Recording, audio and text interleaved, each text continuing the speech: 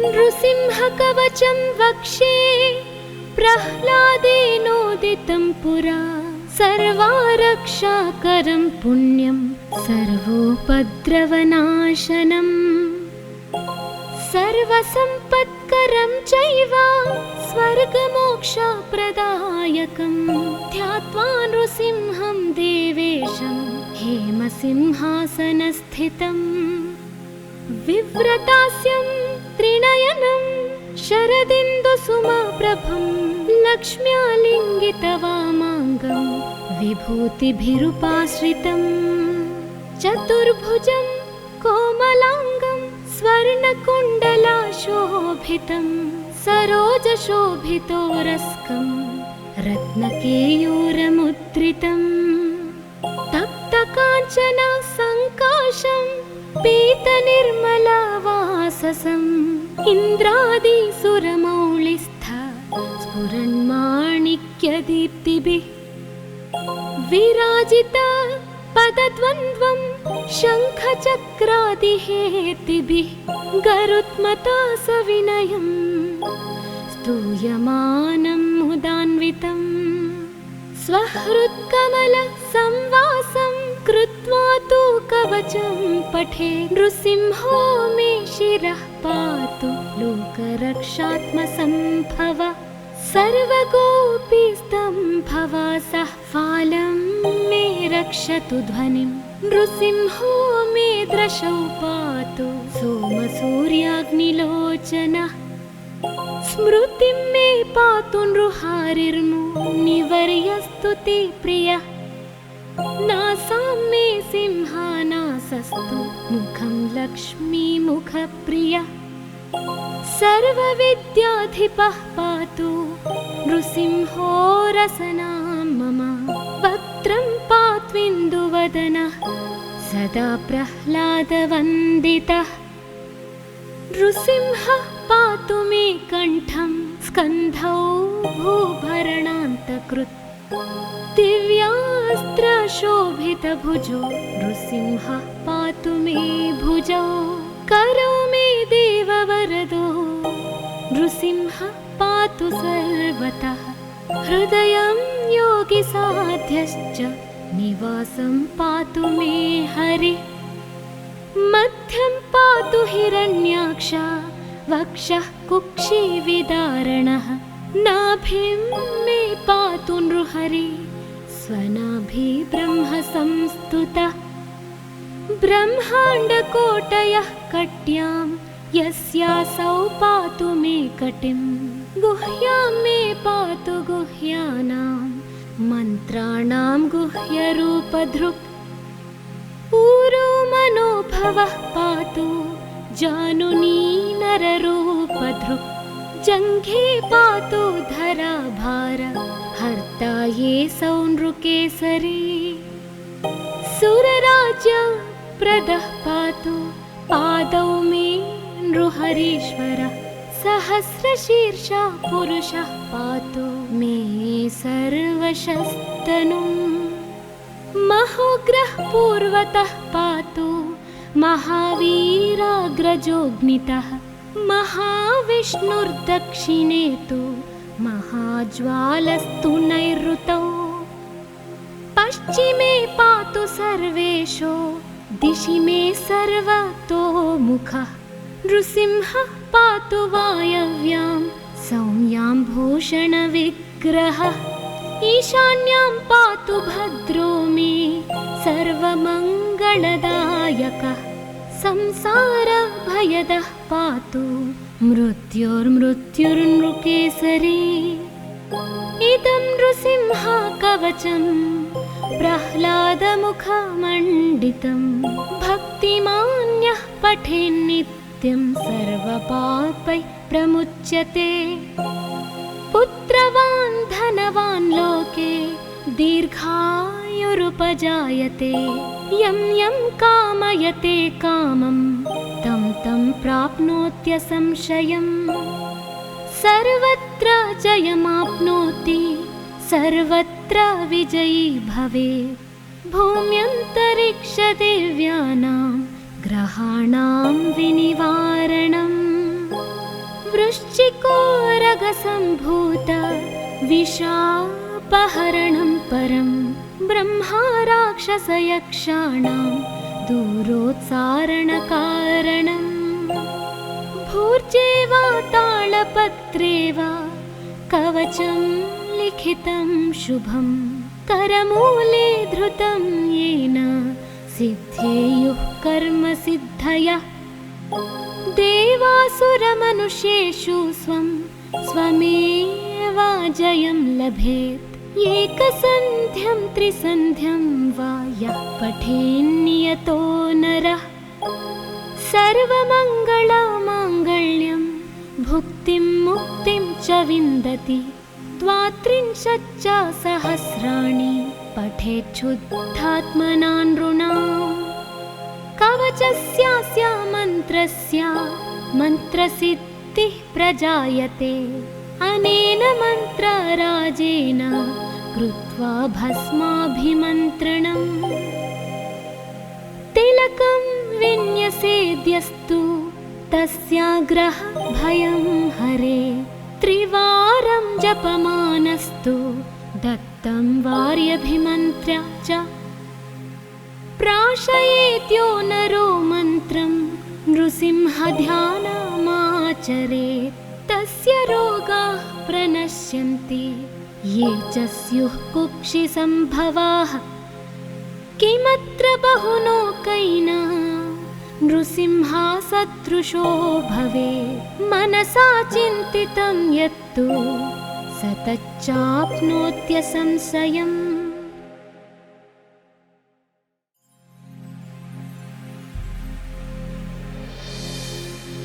नृसिंहकवचं वक्षे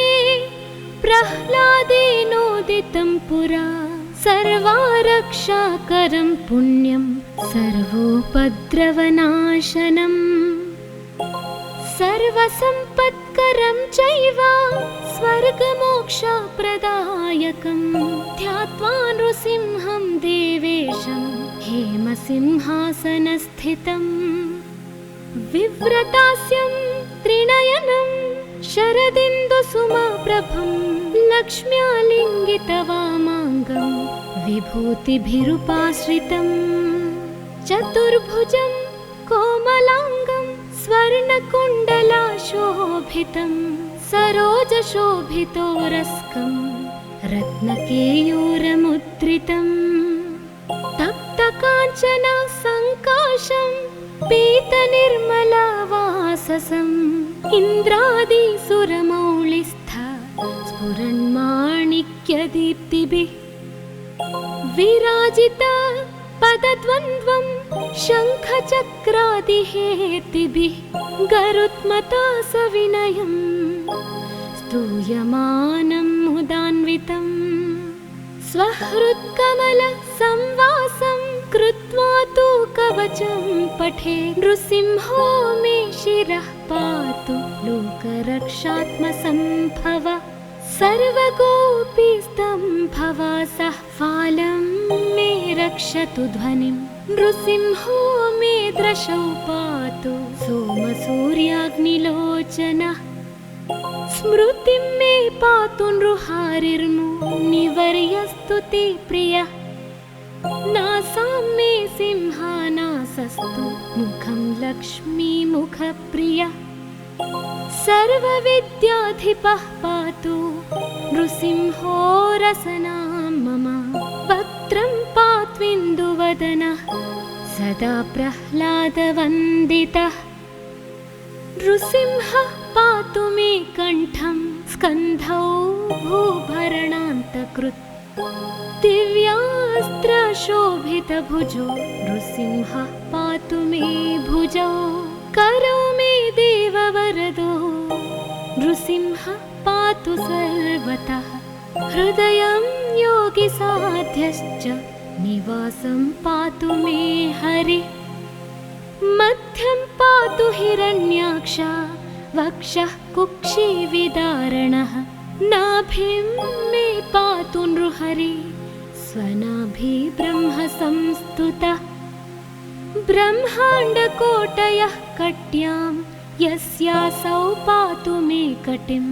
गुह्यां मे पातु गुह्यानां मन्त्राणां गुह्यरूपधृक्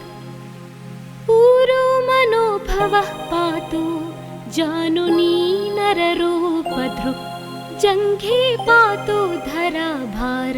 हर्ता ये सौनृकेसरी सुरराज्य प्रदः पातु पादौ मे नृहरीश्वरः सहस्रशीर्षः पुरुषः पातु मे सर्वशस्तनुम् महोग्रः पूर्वतः पातु महावीराग्रजोऽग्नितः महाविष्णुर्दक्षिणे तु महाज्वालस्तु नैऋतौ पश्चिमे पातु सर्वेषु दिशि मे सर्वतोमुखः नृसिंहः पातु वायव्यां सौम्यां भूषणविग्रहः ईशान्यां पातु भद्रो मे सर्वमङ्गलदायकः संसारभयदः पातु मृत्युर्मृत्युर्नृकेसरी इदं नृसिंह कवचं प्रह्लादमुखमण्डितं भक्तिमान्यः पठेन्नित्यं सर्वपापैः प्रमुच्यते पुत्रवान् धनवान् लोके दीर्घायुरुपजायते यं यं कामयते कामं तं तं प्राप्नोत्यसंशयम् सर्वत्र जयमाप्नोति सर्वत्र विजयी भवेत् भूम्यन्तरिक्षदेव्यानां ग्रहाणां विनिवारणम् वृश्चिकोरगसम्भूत विषापहरणं परं ब्रह्मा राक्षसयक्षाणां दूरोत्सारणकारणम् भूर्जे वा तालपत्रे वा कवचं लिखितं शुभं करमूले धृतं येन सिद्धेयुः कर्मसिद्धयः देवासुरमनुष्येषु स्वं स्वमेव जयं लभेत् एकसन्ध्यं त्रिसन्ध्यं वा यः पठेन्नियतो नरः सर्वमङ्गलमाङ्गल्यं भुक्तिं मुक्तिं च विन्दति द्वात्रिंशच्च सहस्राणि पठेच्छुद्धात्मना नृणाम् कवचस्यास्य मन्त्रस्य मन्त्रसिद्धिः प्रजायते अनेन मन्त्रराजेन कृत्वा भस्माभिमन्त्रणम् तिलकं विन्यसेद्यस्तु तस्याग्रहभयं हरे त्रिवारं जपमानस्तु दत्तं वार्यभिमन्त्र्य च प्राशयेत्यो नरो मन्त्रं नृसिंहध्यानमाचरेत् तस्य रोगाः प्रणश्यन्ति ये च स्युः कुक्षिसम्भवाः किमत्र बहुलोकैः नृसिंहसदृशो भवेत् मनसा चिन्तितं यत्तु स तच्चाप्नोत्यसंशयम्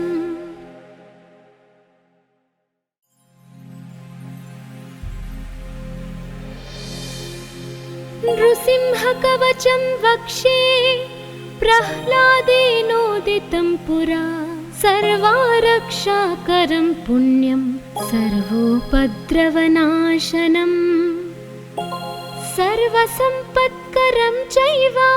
स्वर्गमोक्षप्रदायकं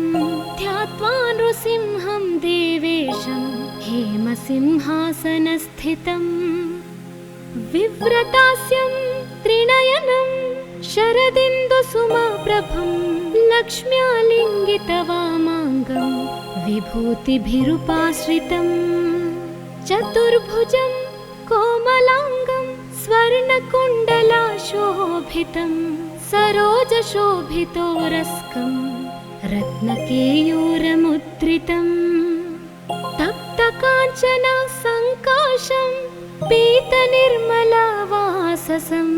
इन्द्रादिसुरमौलिस्थ स्फुरन्माणिक्यदीप्तिभिः विराजिता पदद्वन्द्वं शङ्खचक्रादिहेतिभिः गरुत्मता सविनयम् स्तूयमानं मुदान्वितम् स्वहृत्कमलसंवासं कृत्वा तु कवचं पठे नृसिंहो मे शिरः पातु लोकरक्षात्मसम्भव सर्वगोपीस्तम्भवासः फालं मे रक्षतु ध्वनिं नृसिंहो मे दृशौ पातु सोमसूर्याग्निलोचनः स्मृतिं मे पातु नृहारिर्मुनिवर्यस्तु ते प्रियः नासां मे सिंहानासस्तु मुखं लक्ष्मीमुखप्रियः सर्वविद्याधिपः पातु नृसिंहो रसनां मम वक्त्रं पात्विन्दुवदनः सदा प्रह्लादवन्दितः नृसिंहः पातु मे कण्ठं स्कन्धौ भूभरणान्तकृत् दिव्यास्त्रशोभितभुजो नृसिंहः पातु मे भुजौ करौ मे देववरदो नृसिंहः पातु सर्वतः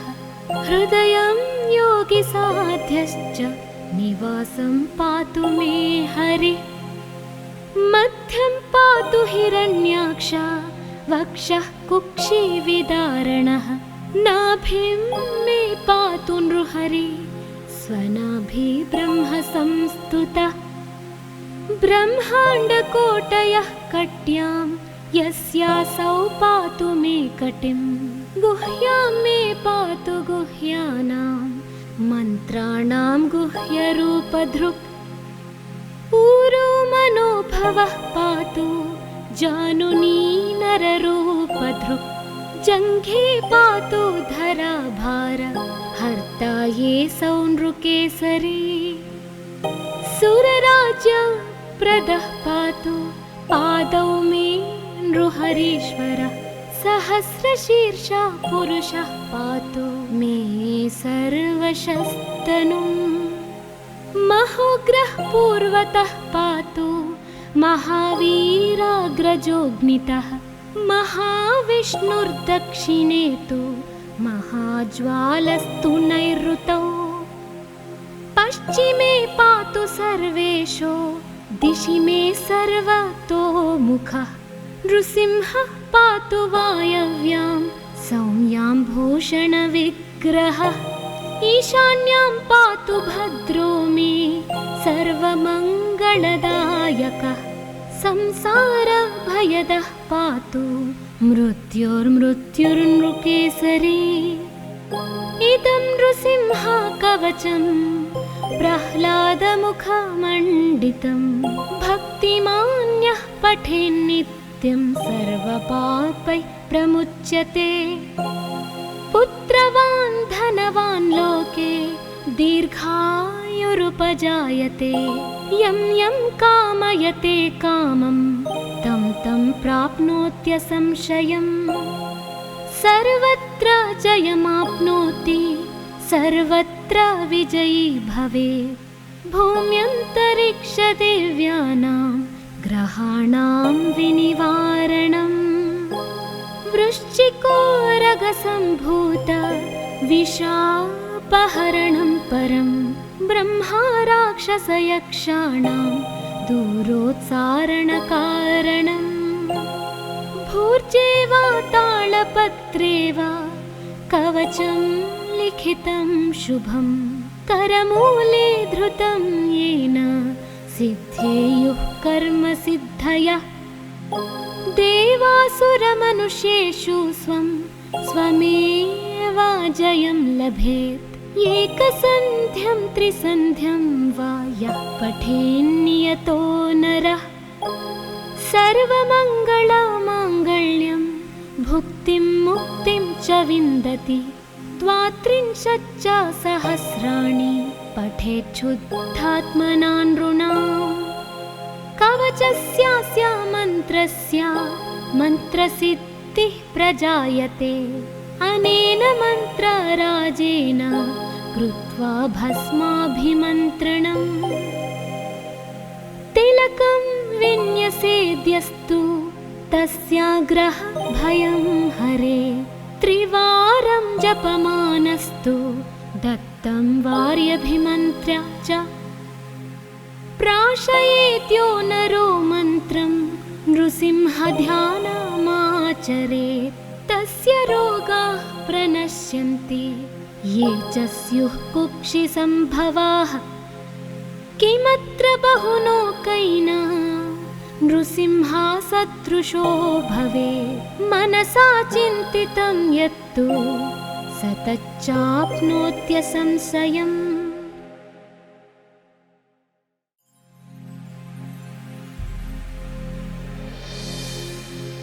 नृसिंहकवचं वक्षे प्रह्लादेनोदितं पुरा सर्वारक्षाकरं पुण्यं सर्वोपद्रवनाशनम् सर्वसम्पत्करं चैव स्वर्गमोक्षप्रदायकं ध्यात्वा नृसिंहं देवेशं हेमसिंहासनस्थितम् विव्रतास्यं त्रिनयनं शरदिन्दुसुमप्रभं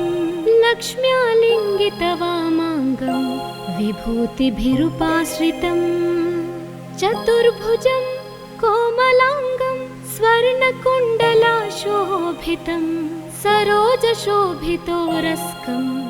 रत्नकेयूरमुद्रितं तप्तकाञ्चन सङ्काशं पीतनिर्मलवाससम्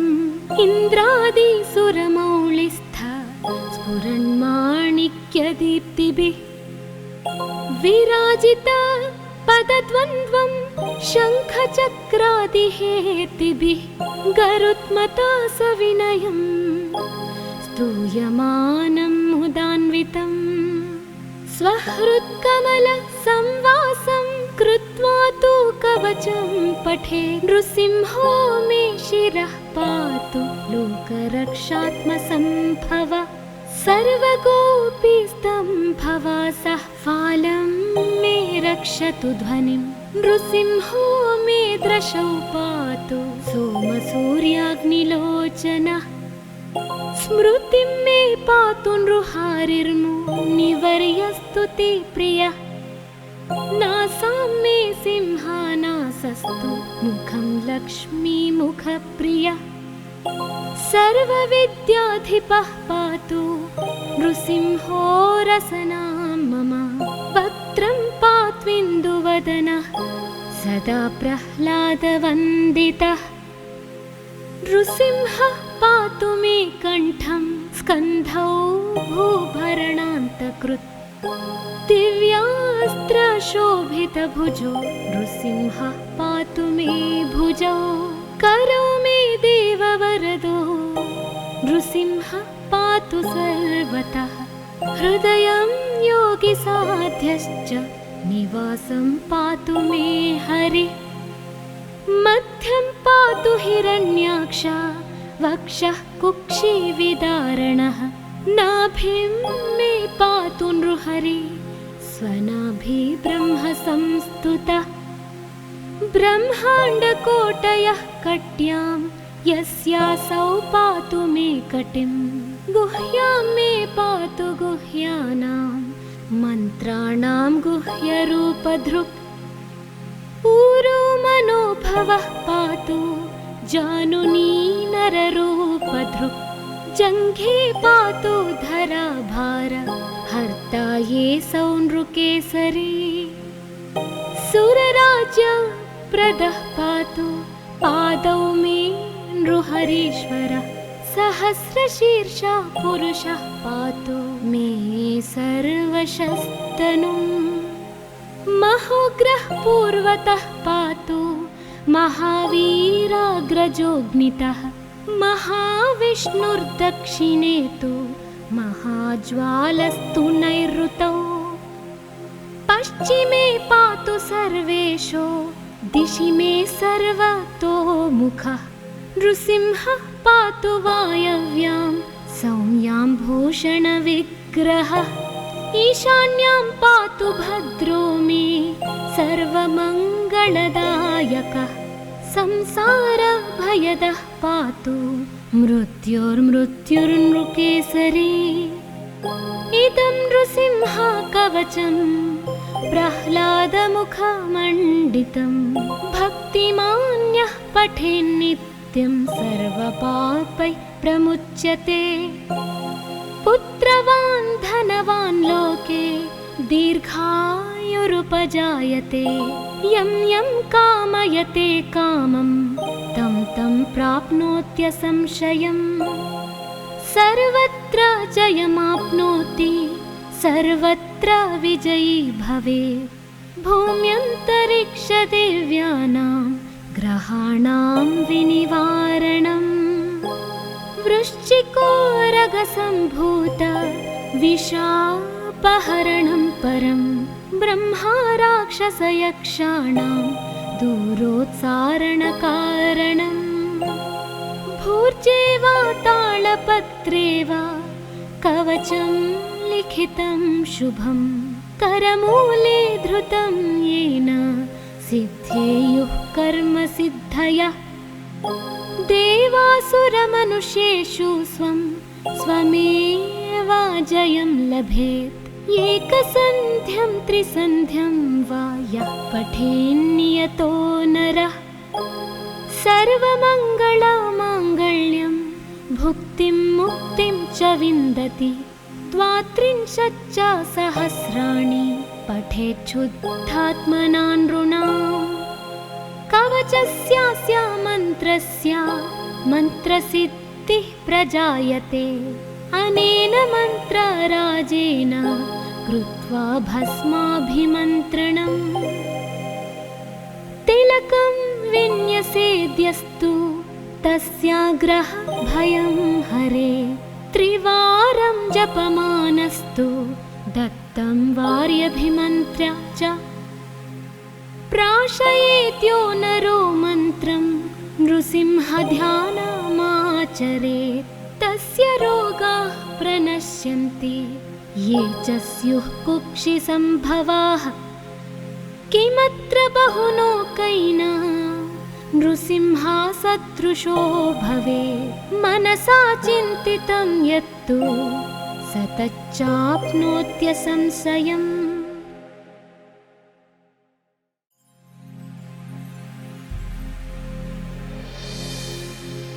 नृसिंहकवचं वक्षे प्रह्लादेनोदितं पुरा सर्वारक्षाकरं पुण्यं सर्वोपद्रवनाशनम् सर्वसम्पत्करं चैव स्वर्गमोक्षप्रदायकं ध्यात्वा नृसिंहं देवेशं हेमसिंहासनस्थितम् विव्रतास्यं त्रिनयनं शरदिन्दुसुमप्रभं लक्ष्म्यालिङ्गितवामाङ्गं विभूतिभिरुपाश्रितं चतुर्भुजं कोमलाङ्गं स्वर्णकुण्डलाशोभितं सरोजशोभितोरस्कं रत्नकेयूरमुद्रितं तप्तकाञ्चन सङ्काशं पीतनिर्मलवाससम् इन्द्रादिसुरमौलिस्थ स्फुरन्माणिक्यदीप्तिभिः विराजित पदद्वन्द्वं शङ्खचक्रादिहेतिभिः गरुत्मता सविनयं स्तूयमानं मुदान्वितं स्वहृत्कमलसंवासं कृत्वा तु कवचं पठे नृसिंहो मे शिरः पातु लोकरक्षात्मसम्भव सर्वगोपीस्तम्भवासः फालं मे रक्षतु ध्वनिं नृसिंहो मे दृशौ पातु सोमसूर्याग्निलोचनः स्मृतिं मे पातु नृहारिर्मुनिवर्यस्तु ते प्रियः नासां मे सिंहानासस्तु मुखं लक्ष्मीमुखप्रियः सर्वविद्याधिपः पातु नृसिंहो रसनां मम। वक्त्रं पात्विन्दुवदनः सदा प्रह्लादवन्दितः। नृसिंहः पातु मे कण्ठं स्कन्धौ भूभरणान्तकृत्। दिव्यास्त्रशोभितभुजो नृसिंहः पातु मे भुजौ। करौ मे देववरदो नृसिंहः पातु सर्वतः। हृदयं योगिसाध्यश्च निवासं पातु मे हरिः। मध्यं पातु हिरण्याक्ष वक्षः कुक्षिविदारणः। नाभिं मे पातु नृहरिः स्वनाभि ब्रह्म संस्तुतः। ब्रह्माण्डकोटयः कट्यां यस्यासौ पातु मे कटिं। गुह्यां मे पातु गुह्यानां मन्त्राणां गुह्यरूपधृक्। ऊरो मनोभवः पातु जानुनी नररूपधृक्। जङ्घे पातु धराभार हर्ता ये सौ नृकेसरी। सुरराज्यप्रदः पातु पादौ मे नृहरीश्वरः। सहस्रशीर्षः पुरुषः पातु मे सर्वशस्तनुम्। महोग्रः पूर्वतः पातु महावीराग्रजोऽग्नितः। महाविष्णुर्दक्षिणे तु महाज्वालस्तु नैऋतौ। पश्चिमे पातु सर्वेशो दिशि मे सर्वतोमुखः। नृसिंहः पातु वायव्यां सौम्यां भूषणविग्रहः। ईशान्यां पातु भद्रो मे सर्वमङ्गलदायकः। संसारभयदः पातु मृत्युर्मृत्युर्नृकेसरी। इदं नृसिंह कवचं प्रह्लादमुखमण्डितं। भक्तिमान्यः पठेन्नित्यं सर्वपापैः प्रमुच्यते। पुत्रवान् धनवान् लोके दीर्घायुरुपजायते। यं यं कामयते कामं तं तं प्राप्नोत्यसंशयम्। सर्वत्र जयमाप्नोति सर्वत्र विजयी भवेत्। भूम्यन्तरिक्षदेव्यानां ग्रहाणां विनिवारणम्। वृश्चिकोरगसम्भूत विषापहरणं परं। ब्रह्मा राक्षसयक्षाणां दूरोत्सारणकारणम्। भूर्जे वा तालपत्रे वा कवचं लिखितं शुभं। करमूले धृतं येन सिद्धेयुः कर्मसिद्धयः। देवासुरमनुष्येषु स्वं स्वमेव जयं लभेत्। एकसन्ध्यं त्रिसन्ध्यं वा यः पठेन्नियतो नरः। सर्वमङ्गलमाङ्गल्यं भुक्तिं मुक्तिं च विन्दति।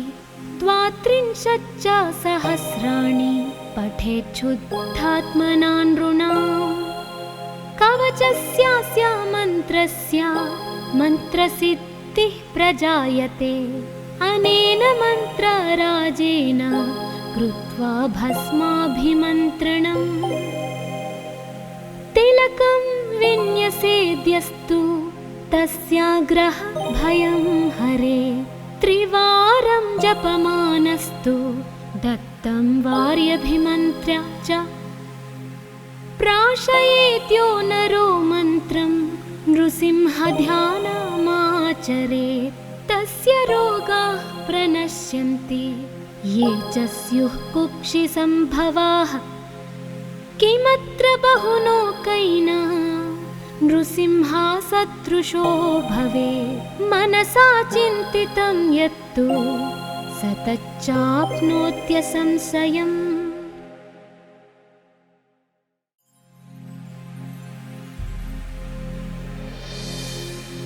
नृसिंहकवचं वक्षे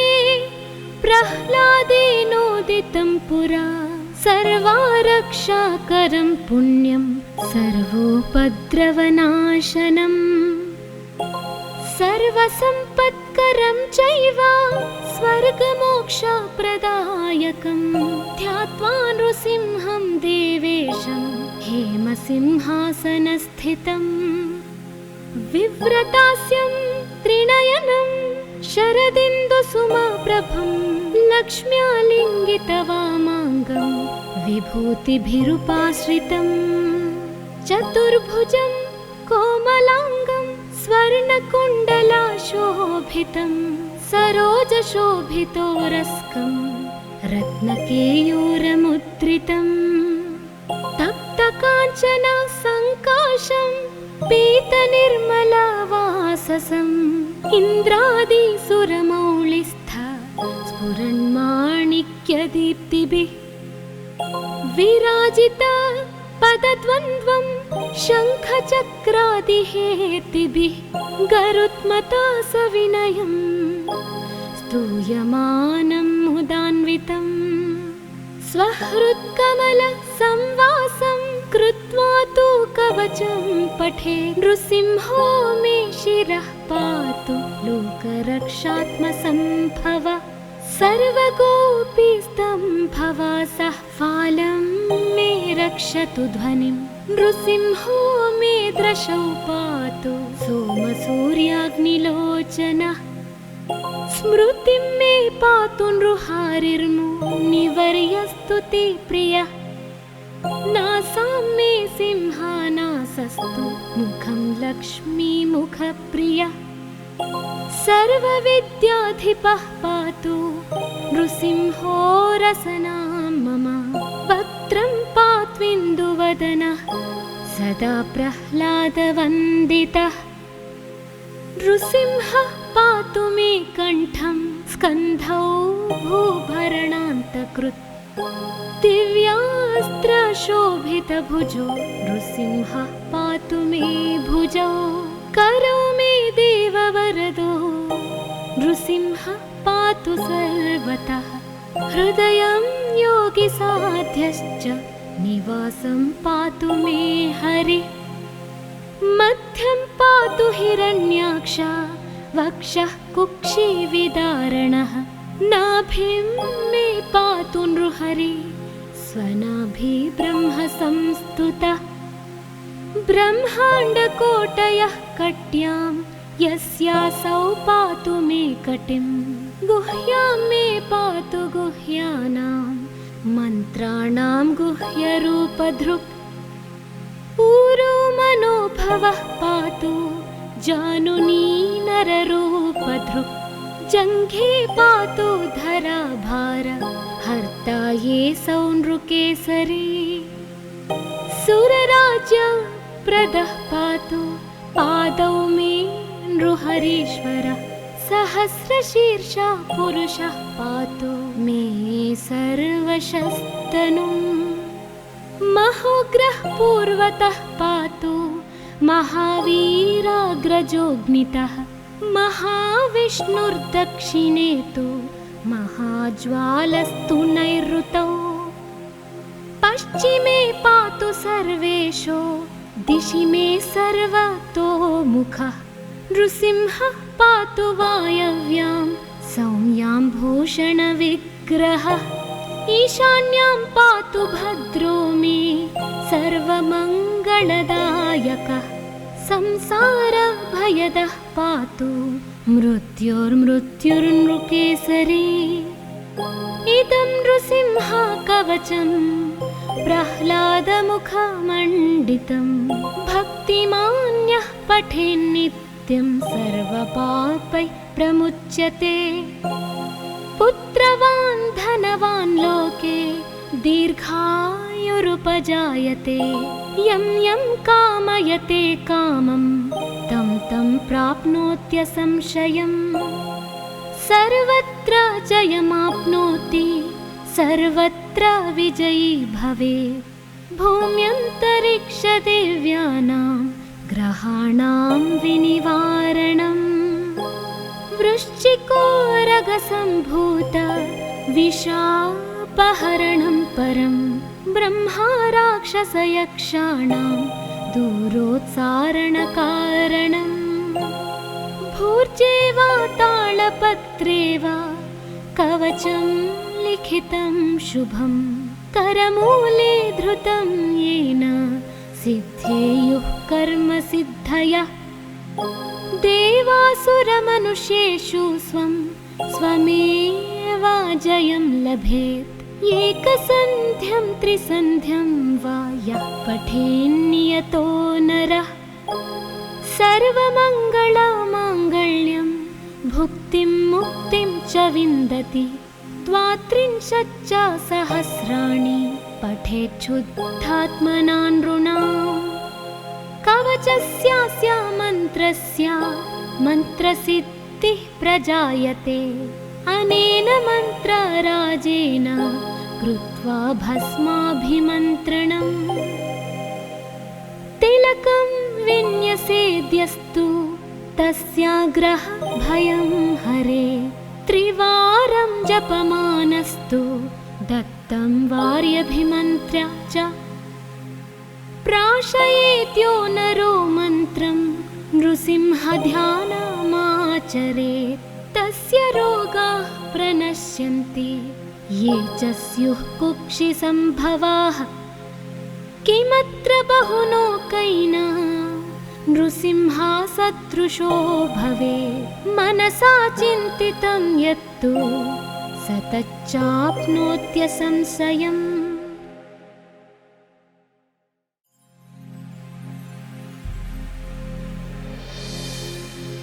नृसिंहकवचं वक्षे प्रह्लादेनोदितं पुरा सर्वारक्षाकरं पुण्यं सर्वोपद्रवनाशनम् सर्वसम्पत्करं चैव स्वर्गमोक्षप्रदायकं ध्यात्वा नृसिंहं देवेशं हेमसिंहासनस्थितम् विव्रतास्यं त्रिनयनं शरदिन्दुसुमप्रभं लक्ष्म्यालिङ्गितवामाङ्गं विभूतिभिरुपाश्रितं चतुर्भुजं कोमलाङ्गं स्वर्णकुण्डलाशोभितं सरोजशोभितोरस्कं रत्नकेयूरमुद्रितं तप्तकाञ्चन सङ्काशं पीतनिर्मलवाससम् इन्द्रादिसुरमौलिस्थ स्फुरन्माणिक्यदीप्तिभिः विराजित पदद्वन्द्वं शङ्खचक्रादिहेतिभिः गरुत्मता सविनयं स्तूयमानं मुदान्वितं स्वहृत्कमलसंवासं कृत्वा तु कवचं पठे नृसिंहो मे शिरः पातु लोकरक्षात्मसम्भव सर्वगोपीस्तम्भवासः फालं मे रक्षतु ध्वनिं नृसिंहो मे दृशौ पातु सोमसूर्याग्निलोचनः स्मृतिं मे पातु नृहारिर्मुनिवर्यस्तु ते प्रियः नासां मे सिंहानासस्तु मुखं लक्ष्मीमुखप्रियः सर्वविद्याधिपः पातु नृसिंहो रसनां मम वक्त्रं पात्विन्दुवदनः सदा प्रह्लादवन्दितः नृसिंहः पातु मे कण्ठं स्कन्धौ भूभरणान्तकृत् दिव्यास्त्रशोभितभुजो नृसिंहः पातु मे भुजौ करौ मे देववरदो नृसिंहः पातु सर्वतः हृदयं योगिसाध्यश्च निवासं पातु मे हरिः मध्यं पातु हिरण्याक्ष वक्षः कुक्षिविदारणः नाभिं मे पातु नृहरि स्वनाभि ब्रह्म संस्तुतः ब्रह्माण्डकोटयः कट्यां यस्यासौ पातु मे कटिं गुह्यां मे पातु गुह्यानां मन्त्राणां गुह्यरूपधृक् ऊरो मनोभवः पातु जानुनी नररूपधृक् जङ्घे पातु धराभार हर्ता ये सौनृकेसरी सुरराज्य प्रदः पातु पादौ मे नृहरीश्वरः सहस्रशीर्षः पुरुषः पातु मे सर्वशस्तनुम् महोग्रः पूर्वतः पातु महावीराग्रजोऽग्नितः महाविष्णुर्दक्षिणे तु महाज्वालस्तु नैऋतौ पश्चिमे पातु सर्वेषु दिशि मे सर्वतोमुखः नृसिंहः पातु वायव्यां सौम्यां भूषणविग्रहः ईशान्यां पातु भद्रो मे सर्वमङ्गलदायकः संसारभयदः पातु मृत्युर्मृत्युर्नृकेसरी इदं नृसिंह कवचं प्रह्लादमुखमण्डितं भक्तिमान्यः पठेन्नित्यं सर्वपापैः प्रमुच्यते पुत्रवान् धनवान् लोके दीर्घायुरुपजायते यं यं कामयते कामं तं तं प्राप्नोत्यसंशयम् सर्वत्र जयमाप्नोति सर्वत्र विजयी भवेत् भूम्यन्तरिक्षदेव्यानां ग्रहाणां विनिवारणम् वृश्चिकोरगसम्भूत विशापहरणं परं ब्रह्मा राक्षसयक्षाणां दूरोत्सारणकारणम् भूर्जे वा तालपत्रे वा कवचं लिखितं शुभं करमूले धृतं येन सिद्धेयुः कर्मसिद्धयः देवासुरमनुष्येषु स्वं स्वमेव जयं लभेत् एकसन्ध्यं त्रिसन्ध्यं वा यः पठेन्नियतो नरः सर्वमङ्गलमाङ्गल्यं भुक्तिं मुक्तिं च विन्दति द्वात्रिंशच्च सहस्राणि पठेच्छुद्धात्मना नृणाम् कवचस्यास्य मन्त्रस्य मन्त्रसिद्धिः प्रजायते अनेन मन्त्रराजेन कृत्वा भस्माभिमन्त्रणम् तिलकं विन्यसेद्यस्तु तस्याग्रह भयं हरे त्रिवारं जपमानस्तु दत्तं वार्यभिमन्त्र्य च प्राशयेत्यो नरो मन्त्रं नृसिंहध्यानमाचरेत् तस्य रोगाः प्रणश्यन्ति ये च स्युः कुक्षिसम्भवाः किमत्र बहुलोकैः नृसिंहसदृशो भवेत् मनसा चिन्तितं यत्तु स तच्चाप्नोत्यसंशयम्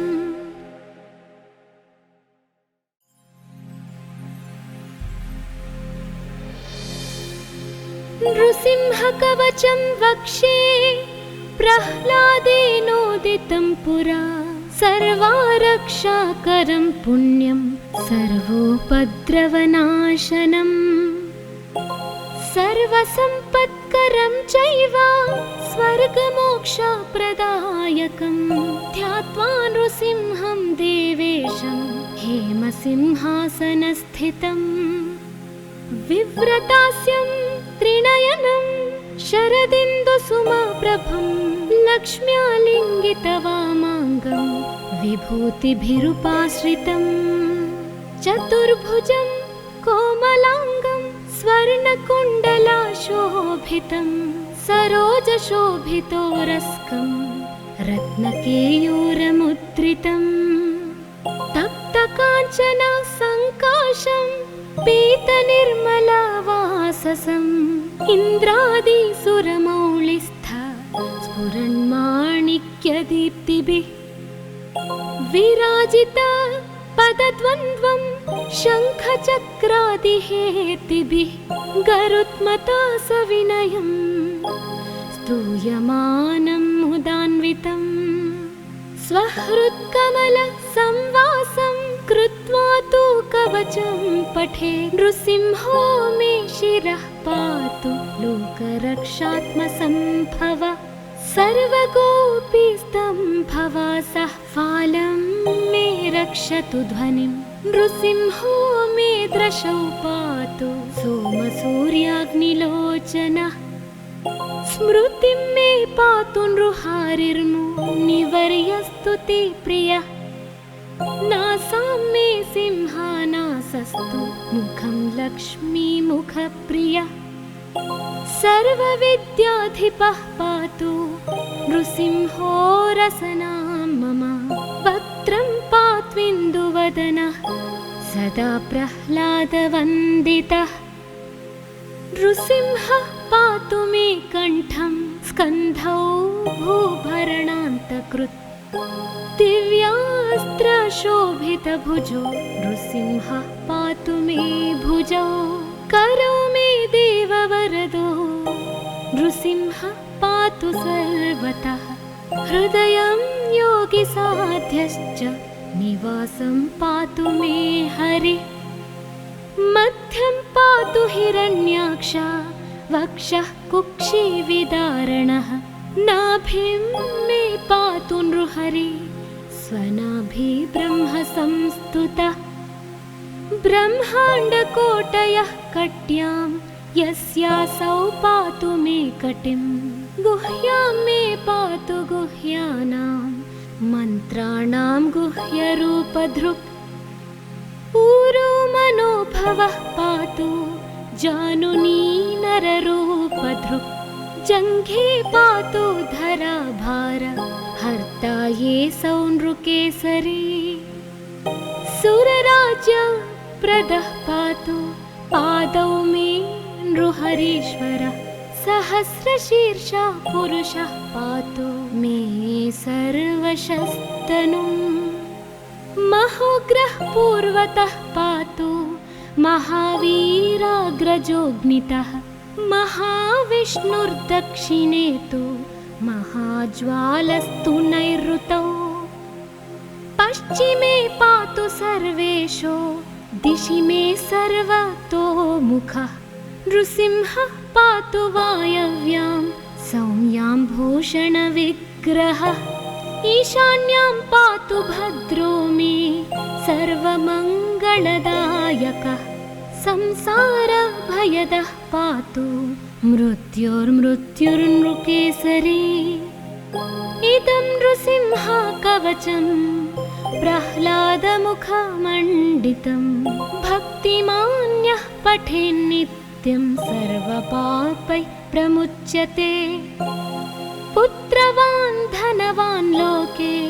दीर्घायुरुपजायते यं यं कामयते कामं तं तं प्राप्नोत्यसंशयम् सर्वत्र जयमाप्नोति सर्वत्र विजयी भवेत् भूम्यन्तरिक्षदेव्यानां ग्रहाणां विनिवारणम् वृश्चिकोरगसम्भूत विशापहरणं परं ब्रह्मा राक्षसयक्षाणां दूरोत्सारणकारणम् भूर्जे वा तालपत्रे वा कवचं लिखितं शुभं